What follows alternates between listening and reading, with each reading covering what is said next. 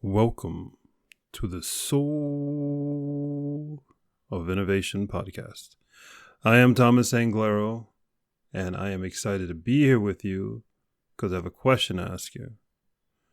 When you arrive in your office in the morning, if you're in school and you come to school and you arrive in your classroom, do you have this expectation of wow, what is the energy I'm going to get from the office today? What are people up to today?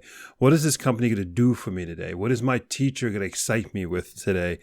What is this school going to provide us in activities and music or food or outdoor events?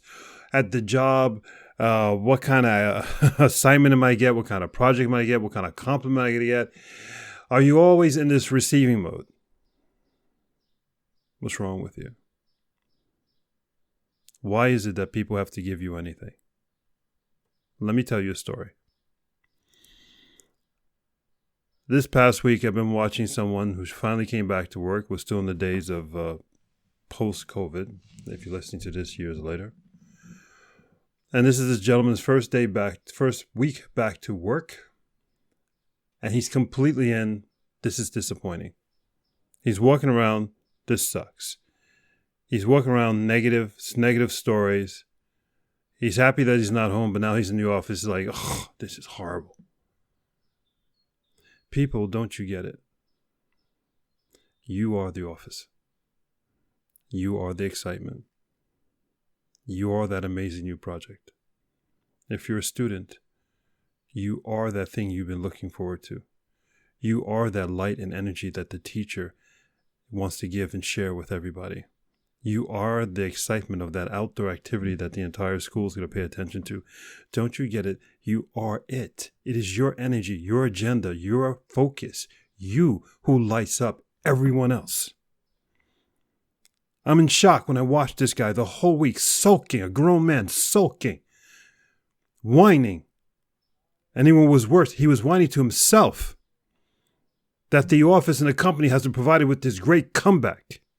Let's say you come back to the office. Let's say your school teacher provides you with candy, waffles. Your employer supplies you with waffles as you enter the door on your first day back to work. You're like, you probably think, this is the least they could do for me, right? As a student, the teacher better do this for me. Let me ask you, who the hell do you think you are? Why does anyone have to do anything for you? Why isn't that you are completely, totally obsessed with doing everything for everybody else? Your energy, your love, your focus, just you. Look in a mirror right now.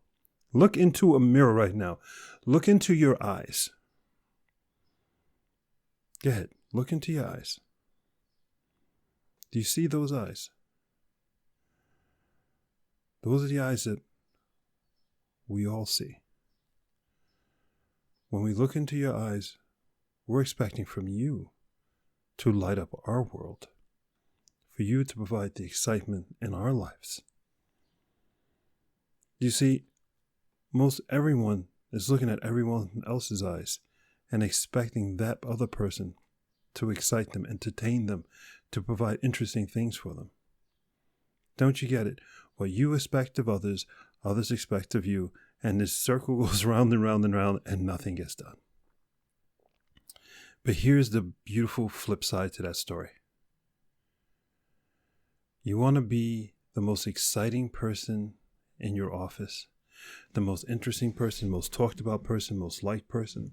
Do you want to be the most interesting, talked about, liked person in your school? The most respected person in your office or classroom or whatever? That's easy. Be you. Be that exciting person that you want to hang out with. You probably have a picture in your head right now. When I get to the office, I want to be with this type of person who's got this energy, who talks this way, who has these ideas and all that. You just drew out the person who you are. You just described it. You literally just described you. Now all you got to do is stand up and be it. It's so easy. Describe to yourself who's the most amazing, or what is the most amazing character, person, personality, intellectual, funny. Who is it? Describe that person. Then take a moment and laugh to yourself that you just described you.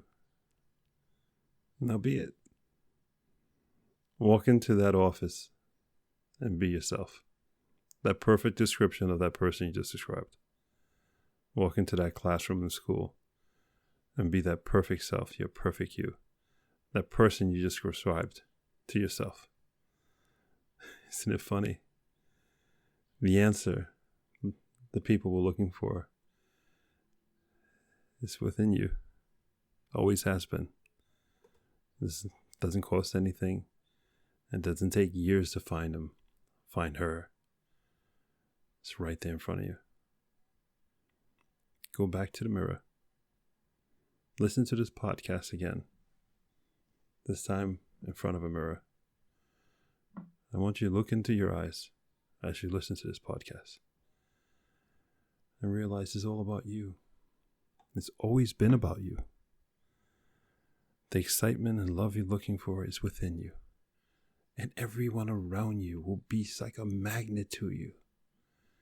See, you've always been this exciting thing that we've been waiting for. This wonderful breath of fresh air.